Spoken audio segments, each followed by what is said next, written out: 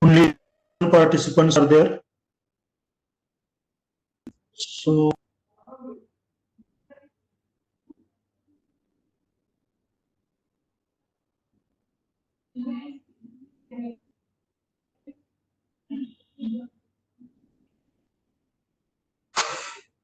we'll wait for a minute. On 1:30 we'll start. It will be good if we get a maximum participants because your attendance is calculated right now. You are on Bamya Swami, Pratik Waq, Samir Mishra, Sheikh Shehzad, Sushil Bhardwaj, and Tanya Karjikar. I won't got sufficient time to set up the meeting, what you say, training session. So I started instant meeting. Likewise, maybe from tomorrow you have to register once, and then we'll go with the recurrent meeting for the one thing is that you have to be very because once this training setup will be done, you will have to be ready for giving some what you can say instant test and other things. So what we are going to learn today? Today we are going to learn. I think am I visible? I think as today camera is also working properly and everything is uh,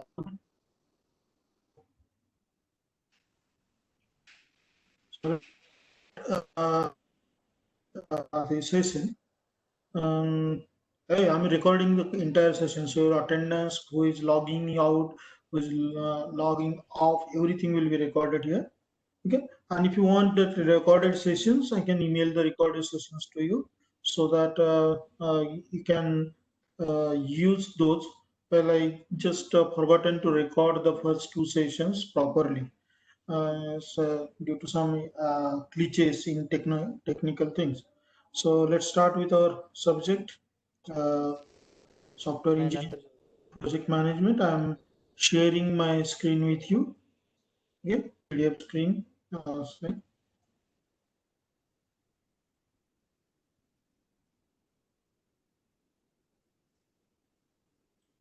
Today's lecture, we are actually trying to see or learn about generic and say prescriptive models of software engineering. Okay. So if you have any questions, query at time of presentation, you can put those questions and queries here in the chat box. First is an objective. What are the objective of today's lecture? These presentations are from last year's prepared for the CPM, Software Engineering Project Management, and as there are no much advancement is done in the basics of the software engineering, I kept those slides as so the objective of this lecture, this is the third lecture in the series, is to learn the generic process model of the software engineering and then the descriptive process models of the software engineering. So in generic process model, we are going to see what is generic process or a process pattern, which is actually applicable to all type of software engineering. And then we are going to see what is waterfall model, what are the different types of waterfall model, then incremental process model, and evolutionary process model. Because this is quite a large content to cover up. If it did not get say, completed 1 hour, the session may extend 15 minutes more. Okay, and if you go beyond that, we will continue the same slides next session tomorrow. Okay, so we'll start with the things. First, let's see what are the objectives. So if you see the objective of this gen process model, the sole objective is to learn the generic process model. We are going to learn the generic process model. Okay, and then we actually want to learn this generic process model to technique. Then we are to learn the prescriptive models like a waterfall model, incremental process model, and evolutionary process model. Okay, and how they actually are software engineering development. So what are the questions that we first require to answer before going for this software engineering? The first question that must have to be there is what is it? Projects exact input, flow, and output within in system. So what exactly these so if we consider this, you can say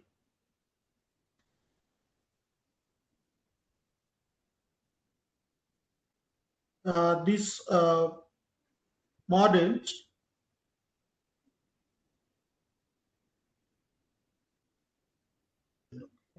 changing. So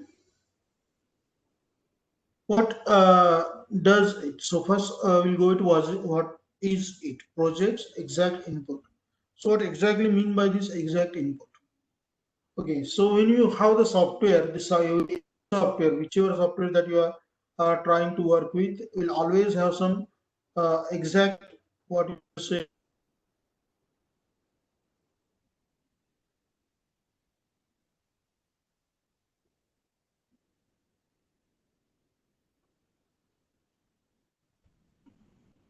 Okay, so this will have exact input. Then always an exact process flow. So you require to be very think that what is process flow, that is you are doing analysis, then design, then coding, then testing, okay, and then documentation, debugging, deployment, maintenance, and once again analysis, design, coding, testing. So it goes on. So that is what you call as a flow and the output. So for every stage in a flow, there is a certain output. Okay, if that output is not the final one, we call it as an intermediary output or intermediate output, and that intermediate output is having some intermediate data. So we deal with that. So what does it? Is the system already existed, and how it is adapted in a software by someone, that you require to consider. So for example, let's say suppose someone want you to create an online examination system, because right now we are conducting the online lectures, but conducting online examination system is quite difficult. Right now, NPTEL is checking for this online examination system, and they found it quite difficult to isolate the student. For example, let's say suppose right now, if I ask you a question, what you will do? You will for the answer, and you will give the correct answer. So everyone right now, whoever is attending this lecture, will get out marks. Okay, because we won't have the control. Now if I ask you a question and you are disabled from you can say searching from your machine, you can still have the parallel machine where you can do this. So online education, educating online is easy, but examining online is quite difficult right now. So there are certain means they have to follow, and so if you decide to create an online examination system, so you have to know what is the, and if there is any system already existed. So examination system was already existed, it's a manual. You have to observe that, and accordingly you have to convert the entire system into a digitalized system or digitized system, and that is what you say. And why is it important? So it's not necessary to digitize every system. Okay, say suppose you are having some particular part. For example, I personally won't like the sharing of your private moments, or you can see your photos and other things on the social media. You have to use the technology very sensibly. But generally, what happens? Let's say suppose you want to you are going somewhere. Okay, and what you'll do, you take the selfie, you take the photographs, you actually want to preserve your good memories, but at the same time you share those good memories on WhatsApp, Facebook and something.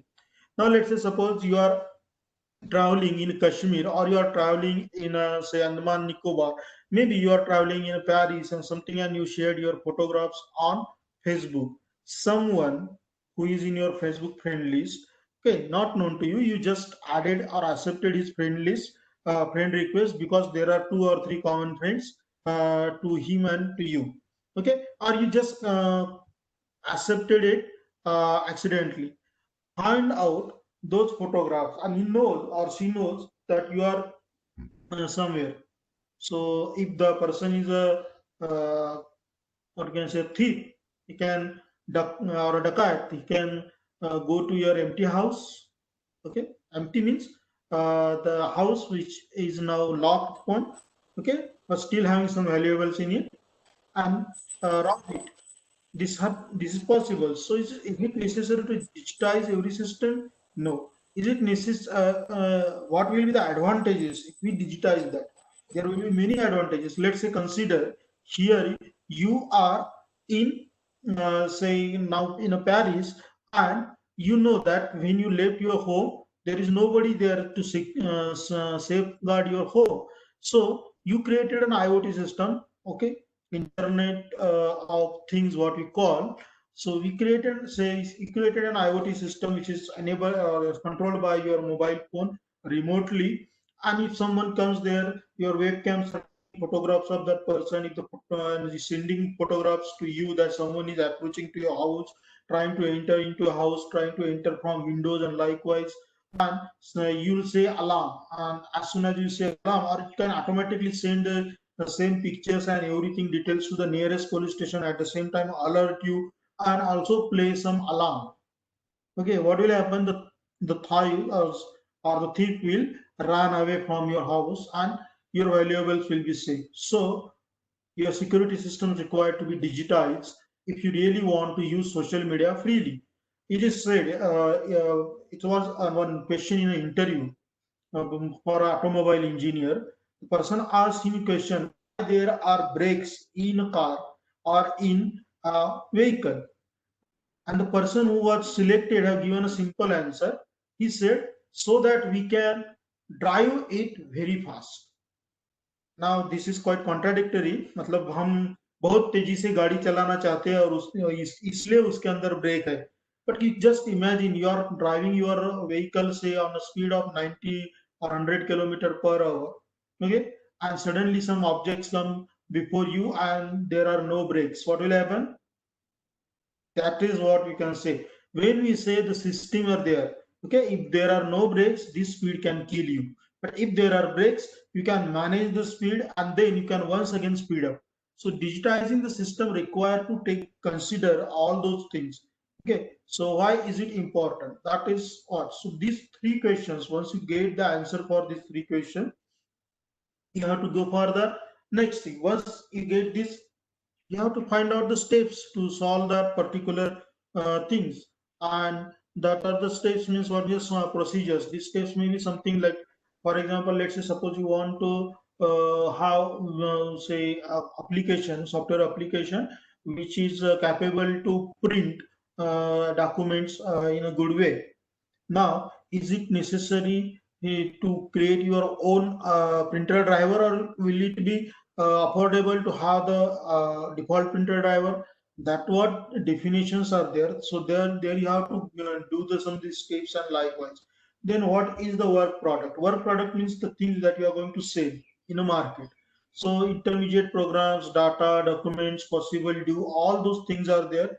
Those are called the work products. Right now we are having this COVID-19 pandemic, and this Patanjali have designed and developed one product, but because Patanjali failed to create this documentation, proper documentation. Yes, Patanjali actually failed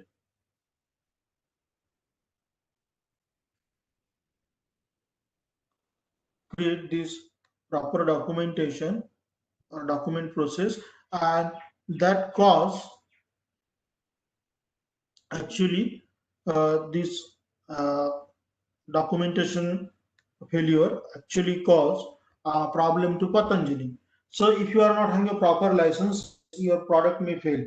For example, if you are not having a proper licenses to operate in India, even using WebEx or something, and if you use the WebEx, then government can consider it as a contraband, and then it may cause the problem to your entire team. So you have to be very, you can say, cautious when it comes to work product. And last question that is here is, how do I ensure that I have done it right? Obviously, we all do the things, and we consider with that whatever things we have done those things very correctly. Okay, but the thing is that uh, we may not be doing the things correctly because uh, things may happen in a haphazard manner. So how to ensure that we whatever we have done is right? So if you want to know whatever you have done is right or not, you should have to test it from a third party, and this third party required to be an experts and users and likewise. So if you consider this, these are the questions. So now we are going to see some generic process definition model. Okay, so we have seen in first lecture that generic process actually have the communication, then planning, design, and likewise. So generic process framework for software engineering defines 5 framework activities. First is the communication activities. Here you actually communicate with the vendor, okay, or I can say your customer or the someone who required the software. For example, say suppose the uh, college, or let's say suppose some library required a library management system. Okay, so you have to communicate with the librarian, and you have to understood the process of that particular library function so that you can create the proper models. Then you have to go for the planning. Once you got all the idea about how to operate, you can create the planning for your software designing. Then you go for the modeling or designing. Once this modeling is done, okay, so you are creating flowcharts and other class diagrams, utility diagrams, and so on. Then you go for the construction. Construction is with coding. Okay, so once construction or coding is done, you have to do the testing in the construction itself, and then you have to deploy or deliver that particular software. Okay, so these are the 5 main activities: communication, planning, modeling, construction, and deployment. These are the 5 main activities of a software engineering process. But when we say software engineering process, we are considering here a generic process framework. Okay, now this generic process frameworks have a set of umbrella activities which we have already seen. So first is the project tracking and control. Someone must have to track and control the entire progress of the project. Okay, then there is a risk management. So when you say consider a software, there are many types of risk. First is the human risk. A person who is working with you may leave your company. The persons who are not say financing you may you can say restrain the finances or may cancel his financial deal with you. So all the stakeholders which are really they can cause you the damage. Government rules and regulations may affect your business or software development, and those are called as a risk management that you have to be very careful. Then you have to give the quality assurance. You know that is even if you go to a grocery store, we do not like to buy something, okay, which is of poor quality. Okay, so if it is a software which we are going to use, we are not going to buy it, or we are not going to use it if it is not of quality. So when you say quality, quality actually measured in terms of performance. And when you say performance, that means you require to be speedy, you require to be accurate, and you require to be secure. Okay, so what you can say, a fast, accurate, and secure software is can be considered as a quality software. Then you have to go for the configuration management. not all users are techno savvy, and even if users are techno savvy, for example, you and me, if we consider ourselves as a techno savvy because we are using the mobile phones, laptops, computers, so every now and then we are using some digital equipments which are connected to network, we still don't know about many softwares, how to install them, how to configure them, or how to use them, and so we require to get the training for that. Okay. uh, so when we get this configuration management, we have to be very uh, specific about the configuration. What we can here. Okay. So we are talking here about the configuration management. Actually, if you give a proper attention to the slides, I don't think that annotation is required. Uh, okay. So if we see this configuration management, okay, and after this configuration management, you are having the next, that is technical reviews. Reviews is about your documentation, your software, and something. Technical reviews is the feedback about your product and not about you. Feedback. Right. So once the technical reviews means whether your product works properly or not, that you have to say. And there are many other you can say small processes required. For example, let's say suppose you are developing a software and you are using a cubicle. Cubicle means I'm saying a 10 by 10 room, and in that cubicle, two or three people are using some laptops and trying to design the software. Then this software can you require to say pay for the electricity bill, you require to clean the room, you require to do many other things, those which are confirmly not the direct part of any. If you are having a shabby room, it may be difficult for you to concentrate on your development, and that's what we can say others. Those are the applied to the about the process. So we're going to see the process flow. So process flow is what you can say describes how framework can be uh, arranged. So you have first the activity. This activity means say event. Event name is then divided into few actions, and every actually the result of different tasks. Okay, so that what you can say the process flow. So there is one type of process flow which is called as linear, means you are doing everything after completion of first, means you can't complete the second year before completing the complete the third year before completing the first and second year. So we can say our degree is the linear process flow. Okay, so you are doing the communication, you are going planning, you are going modeling, you are going for construction, you are going for deployment. This is the completely linear process flow. This is very time consuming. For example, so suppose you are doing the communication, after communication planning, after then modeling, then construction, then deployment. That's going to take too much time. So linear processes are good theoretically to understand everything in detail, but when it comes to practical implementation, linear process flow are generally not practiced by many software developers and the industries.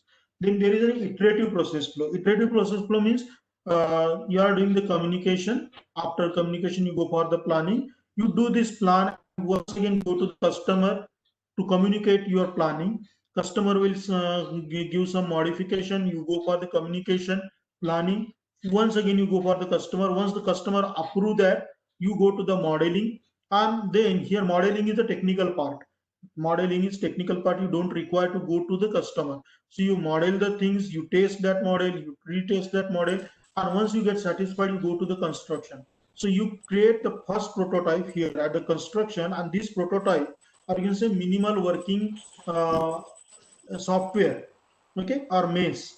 You create that and you send that for the review to the customer. Then customer say no, I want this color, I want this functionality, I want this functionality must have to be like that. And then customer says that you once again plan for it. After planning for it, you once again go to the communication, and this process get repeated. Once everything get approved by the customer, you go for the deployment, the final deployment, what we can call. And this is what you say your first version of software. But it won't stop here. because this arrow which is going after this deployment is actually circularly connected to communication, because after deployment there may be some errors occur, or some problems may arise at the time of actual execution. And so at the time of actual execution, to avoid those problems, you can use these things. So here on the thing. Now, what is evolutionary process? It executes the activities in a circular manner. Okay, so each circuit through these five activities leads to a more complete version of a software. So if you go with the linear model, it is a very you can say detailed model. If you go with the iterative model, it actually not a detail. You are trying to eat everything, but piece by piece. Here in evolutionary process model, you go on evaluating your software. So what you can say, you do the communication, you do the planning, you go for the modeling, construction, and deployment. So you are actually showing direct version, first version to the thing. Once again, you have the communication, and it goes on circular when everything get accepted by all the you can say customers or your stakeholders, you actually is the final product. So that is the model, evolutionary model. Then parallel process flow.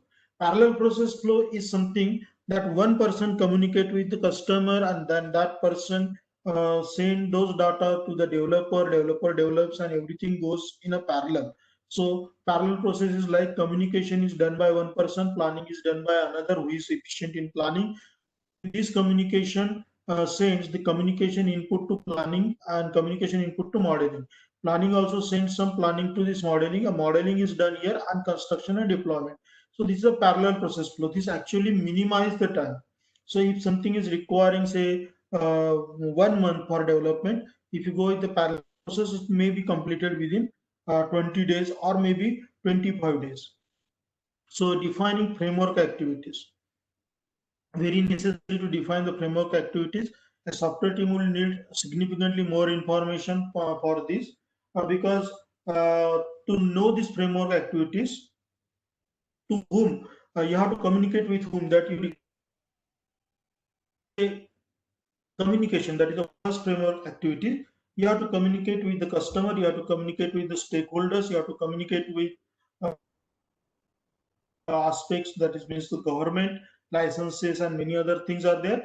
And you also have to communicate with those people who are living there where you are developing your software, or where you are establish your company. So all those things are there. So what actions are appropriate for framework activity, and nature of problem that you have to solve, you have to go through these.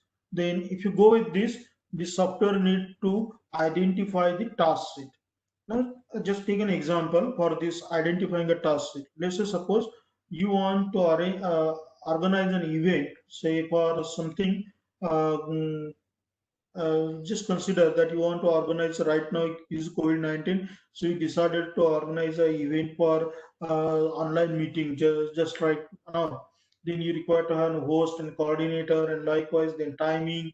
Everyone must have to be get notified, and likewise so everyone have to be given these small tasks. So one will work as an organizer, one will work as a coordinator, one will work as a presenter, and like. So that is what we can say identifying a task set. So when you are develop a software, in software there are many things. Say suppose one of your team member is not that versed in coding, then you can ask that person to get communicated with the customer to collect the data from the customer. One is very good in flowchart, diagrams, and planning, but is not good in coding. Then you can ask that person for particular thing. The person who is good at coding should have to code, and there may be a person who is actually good at nothing. Ask that person for the marketing, because such people who are generally not good at anything are very good in marketing. This is not my word. These are written in some like okay. So this is what they say, and then you have to take these process patterns and have to answer these all the questions above in this way.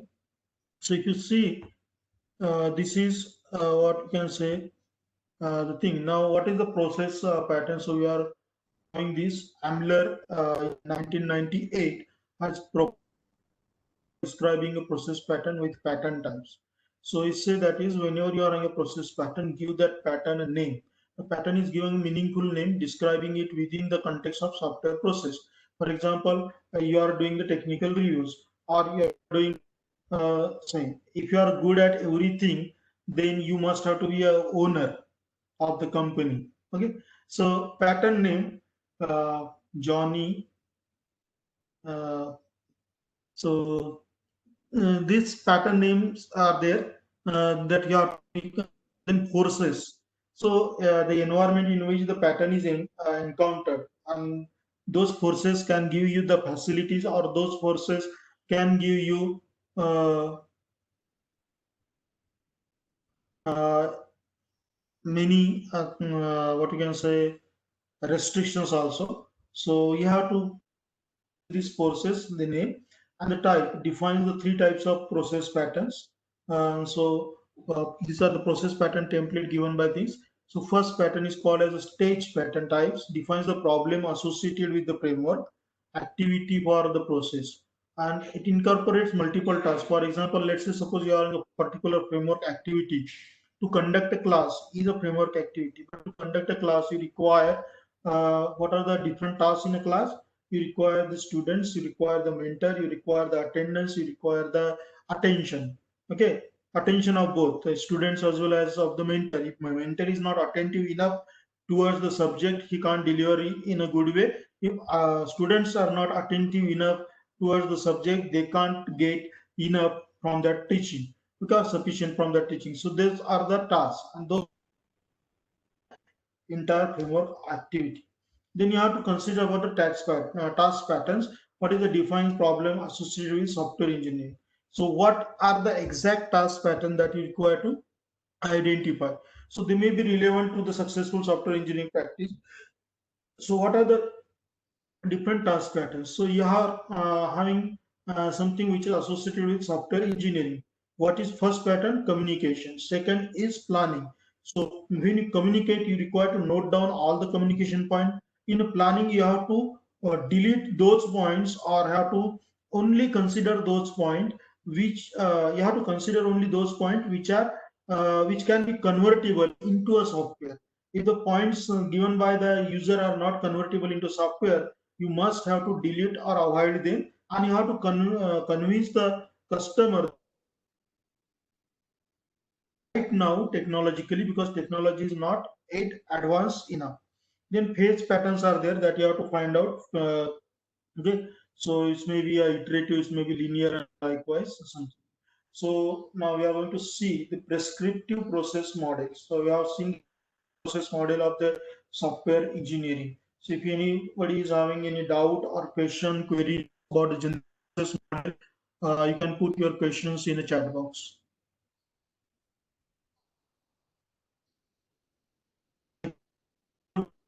You can actually say yes, no here. Okay. So if you understood a little bit also, you can say yes, or you can say no, or you can put say, okay, no queries. Thank you. Assume that you understood the things. So you go with the prescriptive process model. You know what is prescriptive means? Prescriptive, we call it as a prescription. Someone gives you the detailed, what you can say, things, and those are called as a prescriptive process model. So these were originally proposed to bring order to the chaos. So what is bringing order to the chaos means? Say, suppose in a house, your two, three brothers are making noise for something. Okay, let's say suppose your father bought some ice cream for you, and you are fighting over that. Then generally in this ways, mother take the control, and she prescribe that the youngest one will get first, the middle one get in the, and the eldest one will get at the last of the share, and this is what we can call as an order. Okay, so that is called as prescription. So they actually prescribe. So what is prescription? Is a simple way. It is a plan which is executed. Okay, so for example, right now we are having a prescription based model. So we are having this prescriptive process which we call as a timetable. So someone is conducting lecture at 10:30, someone is conducting lecture as 1:30. because it is prescribed in that prescription note or in a timetable. So prescriptive process model is simply means that is you are actually trying to give this set of process elements. Okay, so first they give the framework activities, which activities have to be done, when software is actions for those activities and the tasks. And when you are doing this, what will be the work product? Those things are there. Quality assurance and change control mechanisms for each project. So when you say prescription for everything that is in a software engineering, there is certain what can say rules, regulations, and what required to be object in that prescription, and that's why it's called as a prescriptive model. So it also prescribes the entire process flow or the workflow. It may be linear, it may be iterative, it may be evolutionary. So iterative is called as incremental also. So all software process models can accommodate these generic framework activities, because generic framework activities is not only software engineering, it is engineering model. So every engineering, whether it is a civil engineering, mechanical engineering, or instrumentation, electrical, or any branch other than computer engineering, also need to follow this communication, plan, design, or say or construct, and then deploy model.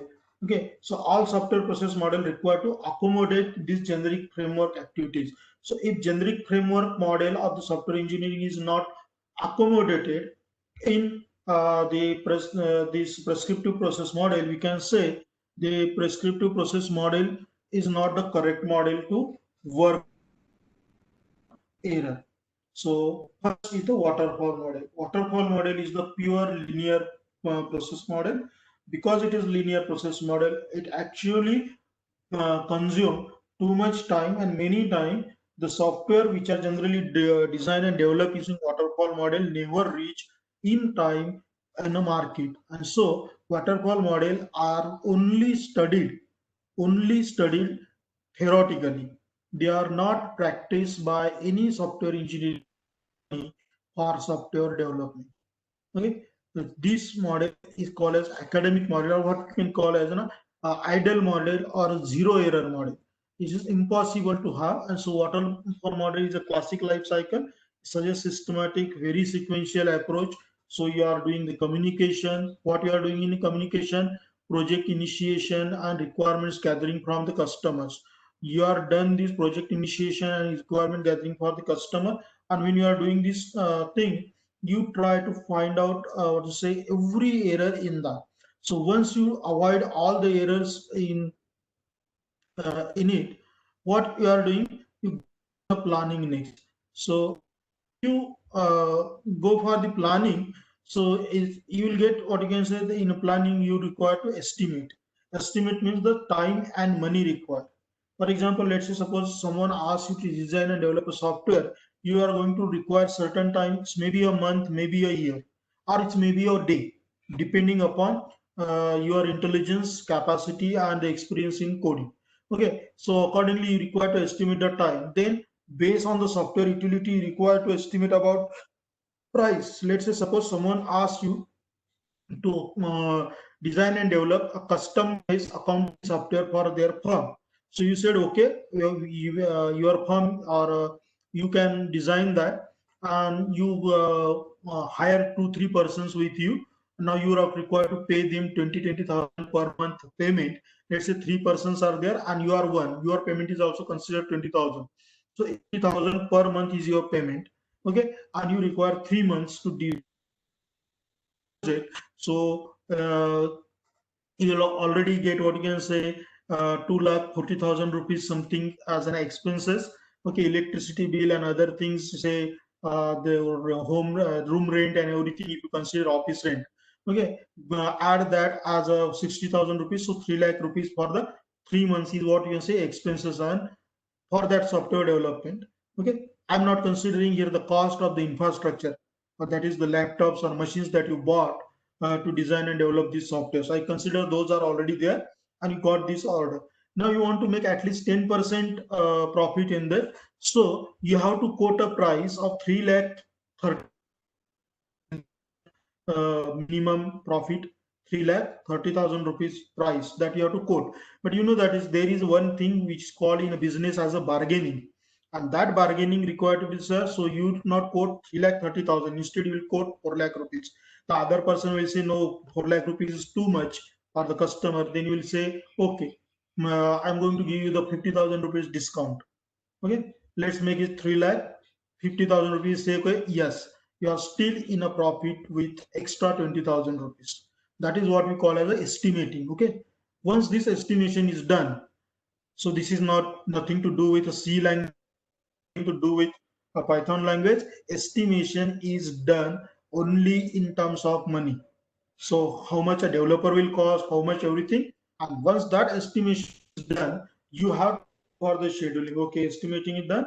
You have to go for the 3 month schedule. So you are creating the complete timetable. And once the timetable for developing, testing, and everything, once the timetable is made, so you require to appoint someone, or you yourself can go on tracking and control. So that is called as a once that. Once this planning is done, now you have to go for modeling. So you already gathered the requirements from communication. Yes. Is the role of business intelligence. Obviously, we are going to see that, but I'm not going to go in deep with the business intelligence or BI because in estimating and scheduling, you can use that, obviously. But if you go with the BI, then we can core from the subject of the waterfall model. Then you are in the modeling. Here, you require to analyze all the gathered requirement, and from that analysis you have to find out the requirements which can be convertible into technology. Okay, and those requirements which can't be convertible in a technology. So you have to, for example, let's say suppose you want to create an online e-shopee business. Okay, so customer have to place the order and he will get the product, but you can't send a product as an email attachment. Say suppose if I order online in your online business 1 kilo of chana dal, yeah, or say uh, uh, say suppose if you say like Zomato, I say online, send me a pizza or something like that. You can't send that pizza as an email attachment. So it is not convertible in a technology. So you have to do that thing. So the part of data or requirement from the user may not be convertible into the digital technology. There you require to use some physical technology like logistic and something, and so that is what we call as analysis, and based on that you have to create the design. So some part requirements will be get converted into a software program like a website, accounting, and all thing, and other will be converted into MOU with the different businesses which can serve as a backbone or infrastructure to work your software properly. So once this modeling is done, you require to recheck this modeling by communication with the customer. And once customers say okay, you are constructing this, so in a 3 months you are coding. For every code you have to do the test, for every code you have to do the test, and once you get the code completed, right now we are coding in terms of modules, and you have to check those with the communication and deployment. But when it comes to waterfall model, you are doing this completely linearly. Okay, so once this communication is done, there is no communication happens with customer thereafter, no heavy communication, and this can cause a very problem in the linear waterfall model. So there is one a variation to this linear waterfall model. This is called as V model. Okay, what is V model? Is first do the requirements modeling, then architectural designing, component designing, code generation.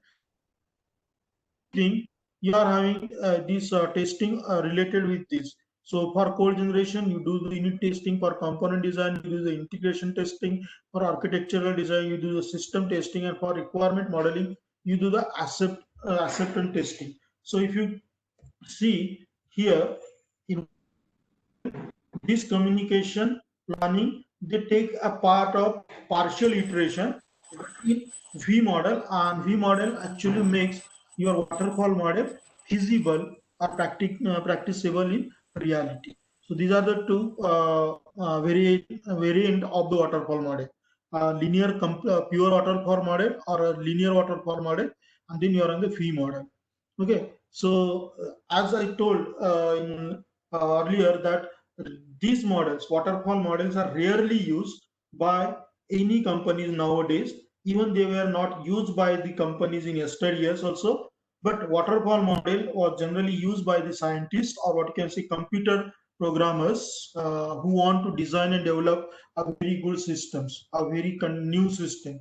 So likewise, they use this waterfall model because they want to create a zero error models. Okay, so otherwise they won't go for this in commercial software development. So these are the problems with waterfall model. Projects rarely follow them.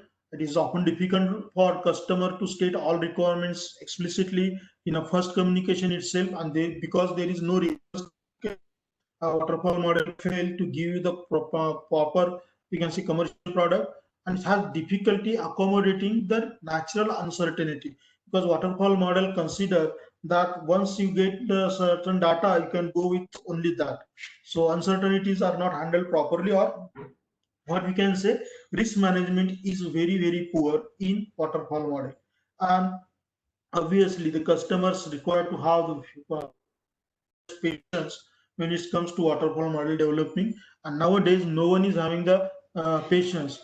Means we generally pray to the God give me the patience, like that. Okay, so this is what you can say waterfall model. So if you are having any problems, queries, or you can say any doubts on the waterfall model, you can raise your questions. Otherwise, we'll go for the next model. Okay. So next model is incremental process model. This also called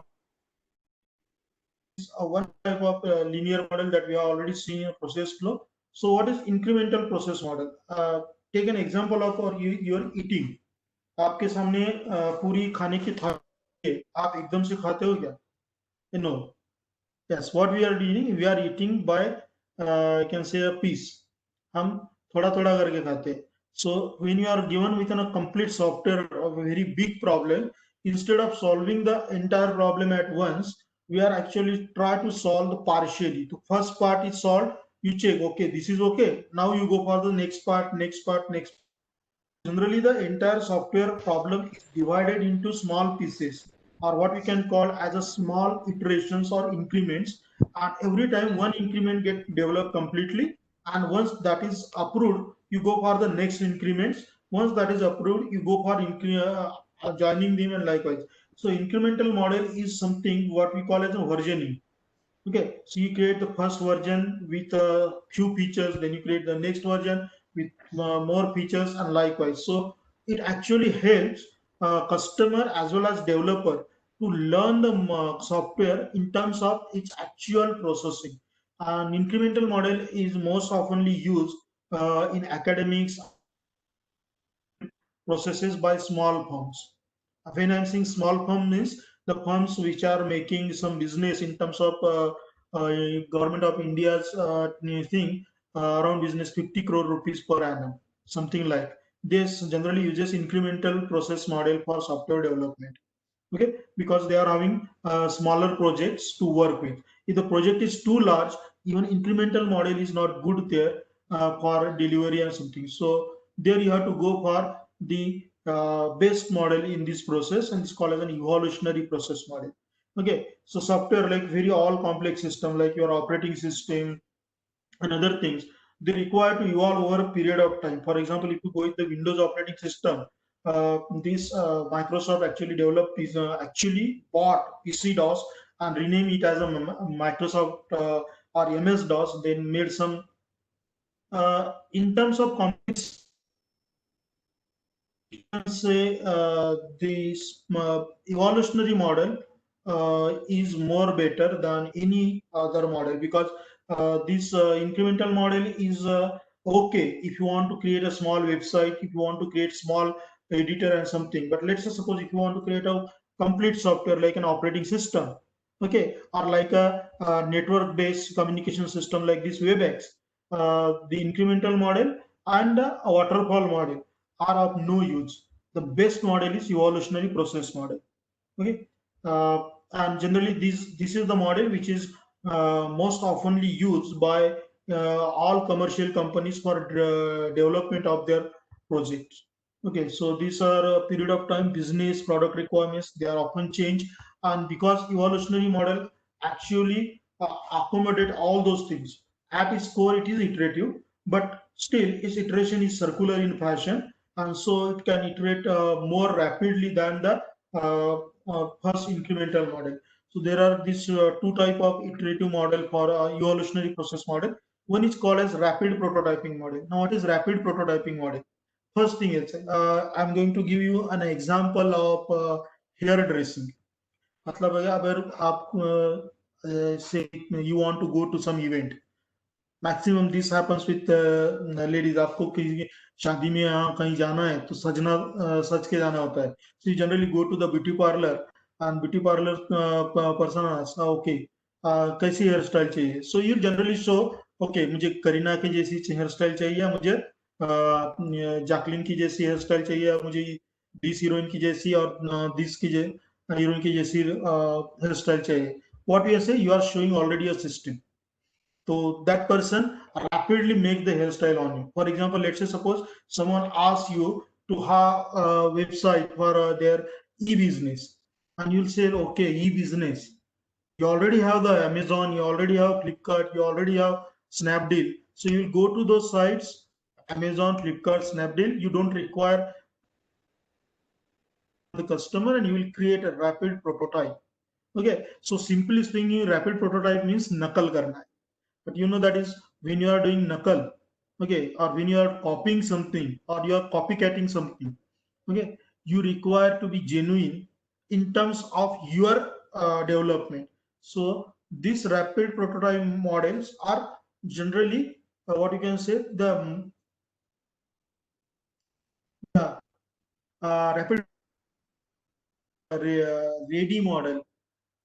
What we can say, someone is already developed the system, and instead of reinventing the wheel, you are observing that system. Matlab, you want to create an e-business website, and so if you go with the rapid prototyping model, you can minimize the communication overhead with the customer. You can simply observe the Amazon, you can simply observe the Flipkart, you can simply observe the Snapdeal, or you can all well doing e-business portals, and based on that you can create your own portal. Okay, but now your design is original, you are simply copycatting means what we call as, say, suppose you want to become a good boxer, you will obviously saw the videos of Muhammad Ali, or you will go for Mike Tyson. Okay, and you will become a good boxer by observing them, but you are copycatting them, you are not simply copying them. आपको उसके लिए खुद को मेहनत करनी पड़ती है. That is rapid prototyping model. So are actually referencing already existing system. Okay, referencing already existing system. Then here you require to re-engineer the things, and because rapid prototyping model actually very easy to develop because already things are there. Yes, ML models, IBM, just not the Watson system. Almost every models are there. They are the examples of this rapid prototyping. Even if you go with the Zoom, what Zoom is done, Zoom actually, Skype is the pioneer in this e-conferencing system. So Skype, Zoom copied the Skype, and Cisco WebEx in terms of its graphical user interface, and likewise. So it rapidly prototyped and something. So these all systems are rapid prototype models. So here you require to do more, very less communication. You also require to do very less planning because you already know what are the design and something. And so it's actually minimize the time overhead in a development if you are having the intelligent developers with you. So rapid prototyping model is there, which is then next is the Boehm's spiral model. Barry Boehm in 1988 have given this spiral model for the designing of the complete complete software system. So what it says, that is you have to do the you have to start with the communication, but don't communicate entirely first. Just give the inception, a small part. This inception will give you the small planning. This small planning will give you the small modeling, small construction and code. And here you go on testing, and likewise. So circularly you go with that complete model, and once that model get accepted, you are releasing that. So if you go with this model, BOEM model is a very systematic approach. It actually adds the advantage of what you can say maximum details of waterfall model, and the advantage of iterative model. So BOEM model is also used by the software industries, but right now maximum software industries are using rapid prototyping. For example, you want to design and develop a web app, you are already, for example, if you go with a wix.com, you are already having the template ready. So what is template ready means prototype is ready. You simply have to put your and few codes of your original code on your system get ready. So maximum developers, web centric developers, they are using a rapid prototype model. Okay, so these are the two models for this. So if you have any questions, queries, and or the doubts for this lecture, kindly ask. If you okay or wow in the comment box.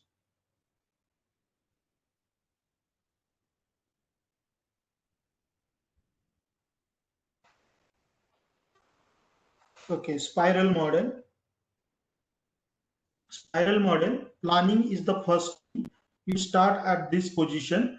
When you start at this position, communication is the first thing. You start at this position, communicate with the customer. So what customer wants, you try to find out those things. Now this does not the communication with the customer, you also have to communicate with the different stakeholders. Thank you for wow. Okay, so then you have to go for this planning. Okay, once the customer is there, you have to plan this estimation, scheduling, and risk analysis. Customer asks you to design and develop some site, but that site actually promotes some contraband. Okay, contraband means the things which are legally prohibited. You can't go for that. So you have to see the risk analysis. So that is, if you create such software, a contraband software, what actions can be taken against you? Likewise, so you have to consider all those things. They go modeling. You have to do the analysis for technologically convertible or non-convertible part of the requirement, gathered requirement, and you have to go for the software design. Then you have to code and test the entire constructions. Once that is done, you have to go for the delivery and the feedback. So you have to deliver this product to the customer, to beta testers, and likewise you have to take the things from them. So this is what this is how you have to work when it comes to spiral model. Okay. So this is the end of today's lecture. If you are having questions, kindly ask. If you don't have the questions, uh, you can, uh, you can end the session.